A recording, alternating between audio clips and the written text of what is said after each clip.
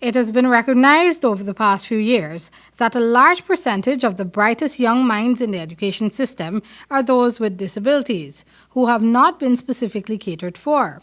Today, the National Center for Educational Resource Development, NCERD, launched an education curriculum specifically designed to cater to the needs of Guyana's deaf students in the nursery, primary, and secondary levels. Education is a human right. It is a right for all children.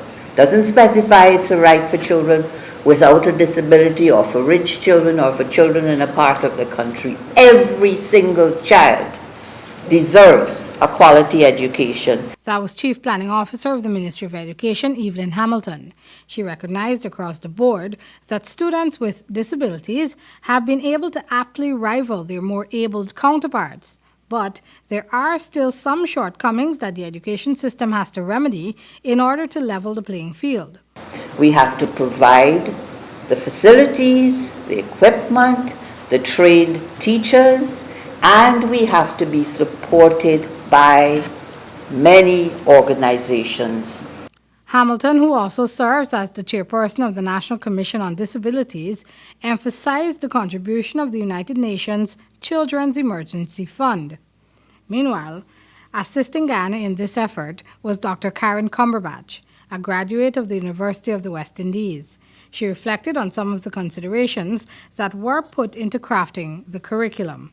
Which language will be used as the medium or media of education for the deaf?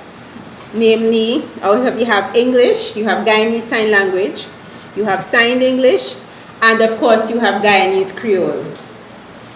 And in addition to that, we have the Amerindian languages. So we had to have a discussion on which languages will be represented in the classroom. A decision was arrived at. So out of phase 2, we decided that Guyanese Sign Language and Signed English would be the media of instruction in the classroom. These would be the languages of instruction. Guyanese Sign Language being the natural language of the deaf community, and Signed English being an artificial language based on spoken and written English, in order to guarantee literacy and the ability to communicate with speaking members of the Guyanese citizenry. The successful implementation of this curriculum is fully dependent on the capabilities of the teachers who execute it. This is why BASEL, the Education Ministry, has also embarked on a workshop and training session in the area of teaching the deaf.